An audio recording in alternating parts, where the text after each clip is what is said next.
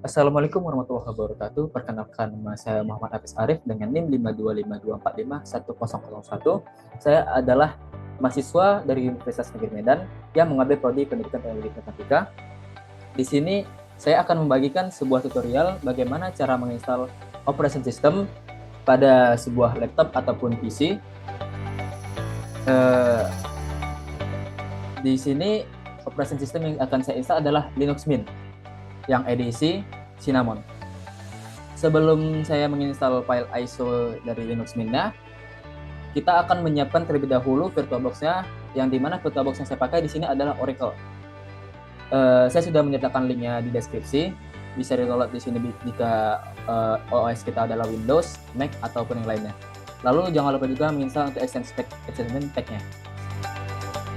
Baik, sebelum lanjut kita install dulu file dari Cinnamon Edition-nya.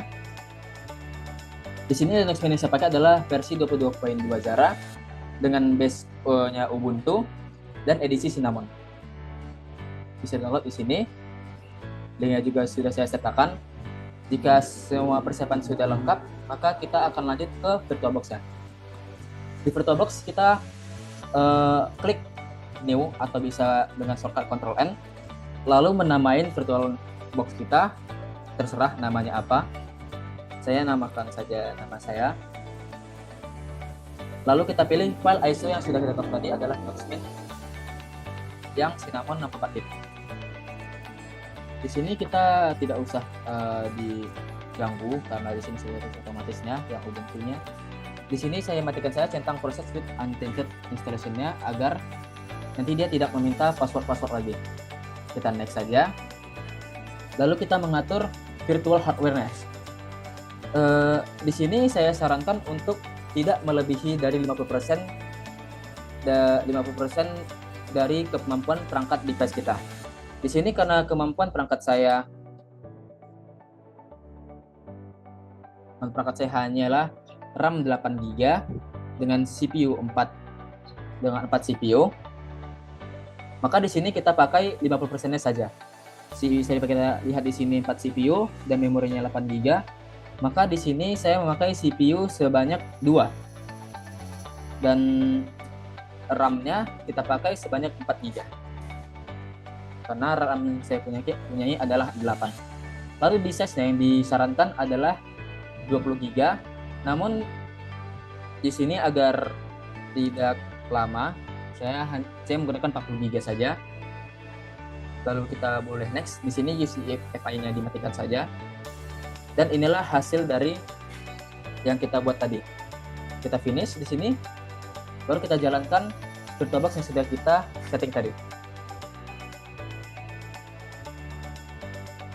Baik, ini boleh kita next saja. Lalu kita klik enter di sini.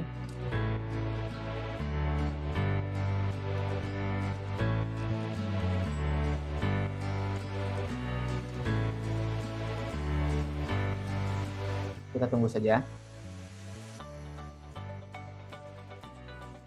Baik, kita sudah sampai ke tampilan Linux-nya. Di sini untuk melakukan penginstalan, kita klik 2 kali pada install Linux Mint. Kita tunggu terlebih dahulu. Jika sudah tampilan seperti ini, kita disuruh untuk memilih bahasa. Di sini saya pilih yang standar saja, English-nya. Lalu keyboard layout, saya pilih standar lagi, English yang US. Nah, masuk ke bagian multimedia codecs. Di sini terserah mau dicentang atau tidak. Namun di sini saya centang saja agar kita bisa melihat video dan audio. Selanjutnya kita masuk ke tipe instalisasinya. Di sini kita bisa milih yang erase disk atau something else. Namun karena saya ingin nanti tampilannya bersih, saya memilih erase disk saja.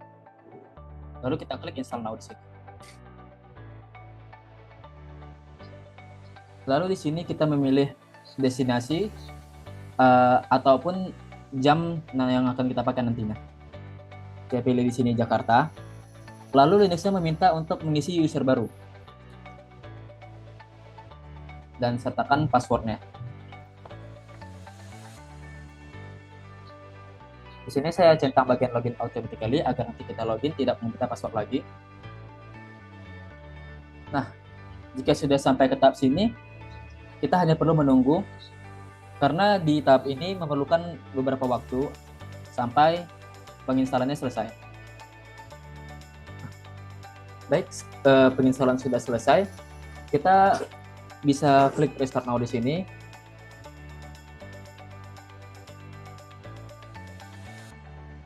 Nah, maka sistem meminta untuk reboot. Kita enter saja.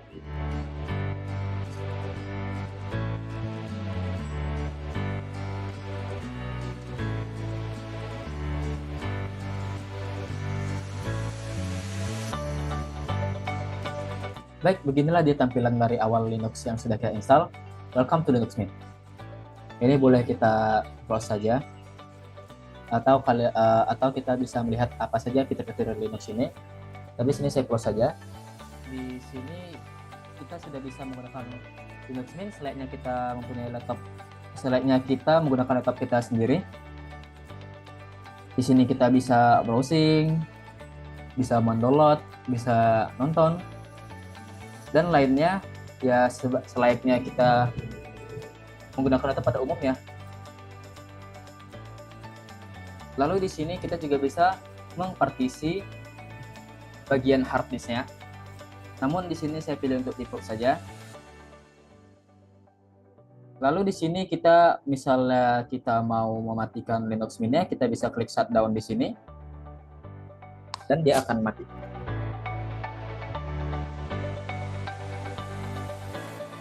Baik, mungkin cukup sekian video tutorialnya.